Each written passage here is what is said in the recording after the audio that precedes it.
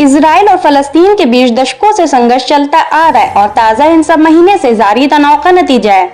ये 100 साल से भी पुराना मुद्दा है। पहले विश्व युद्ध में उस्मानिया सल्तनत की हार के बाद मध्य पूर्व में फलस्तीन के नाम से पहचाने जाने वाले हिस्से को ब्रिटेन ने अपने कब्जे में ले लिया था। इस जमीन पर अल्पसंख्यक यहूदी और बहुसंख्यक अरब बसे हुए थे। दोनों के बीच तनाव कब शुरू हुआ? जब अंतर्राष्ट्रीय समुदाय ने ब्रिटेन को यहूदी लोगों के लिए फलस्तीन को एक राष्ट्रीय घर के तौर पर स्थापित करने का काम सौंपा। यहूदियों के लिए ये उनके पूर्वजों का घर है, जबकि फलस्तीन अरब भी इस पर दावा करते रहे और इस कदम का विरोध किया था। 1920 से 1940 के बीच यूरोप में उत्पीड़न और दूसरे विश्व युद्ध के दौरान होलोकॉस्ट से बचकर भारी संख्या में यहूदी एक मातृभूमि की चाह में यहाँ पर पहुंचे थे। इसी दौरान अरबों और यहूदियों और ब्रिटिश शासन के बीच हिंसा भी शुरू हुई। 1947 में संयुक्त राष्ट्र में फलस्तीन को यहूदियों और अरबों के अलग अलग राष्ट्र में बांटने को लेकर मतदान हुआ और यरूशलेम को एक अंतर्राष्ट्रीय शहर बनाया गया। इस योजना को यहूदी नेताओं ने स्वीकार किया, जबकि अरब पक्ष में इसको खारिज कर दिया और ये कभी लागू नहीं हो पाए। 1948 में समस्या सुलझाने में असफल होकर ब्रिटानी शासक चले गए और यहूदी नेताओं ने इजराइल राष्ट्र के निर्माण की घोषणा कर दी। कई फलस्तीनियों ने इस पर आपत्ति जताई और युद्ध शुरू हो गया। अरब देशों के सुरक्षा बलों ने धावा बोल लाखों फलस्तीनियों को अपने घरों से भागना पड़ा या उनको उनके घरों से जबरन निकाल दिया गया। इससे उन्होंने अल नकबा या तबाही कहा। बाद के बरसों में जब संघर्ष विराम लागू हुआ, तब तक इजराइल ज्यादातर क्षेत्र को अपने नियंत्रण में ले चुका था। जॉर्डन के कब्जे वाली जमीन को वेस्ट बैंक और विश्व के कब्जे वाली जगह को गजा के नाम से जाना गया। वहीं यरूशलेम को पश्चिम में इजरायली सुरक्षा बलों और पूर्व को जॉर्डन के सुरक्षा बलों के बीच बांट दिया गया। उसे लेकर कोई शांति समझौता नहीं था, तो आने वाले दशकों में इस पर और युद्ध और लड़ाइयां लड़ी गईं। 1967 में अगला युद्ध लड़ा गया, जिसमें इजराइल ने पूर्वी यरूशलेम और वेस्ट बैंक पर कब्जा कर लिया।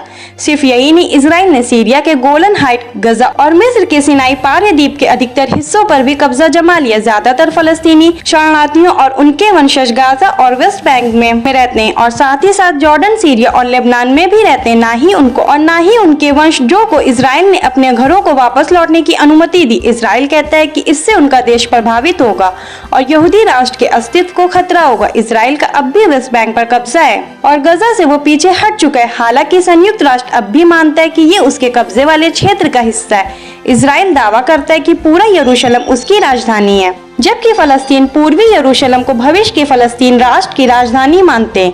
अमेरिका उन चंद देशों में से एक है जो इस पूरे शहर पर इजराइल के दावे को मानता है।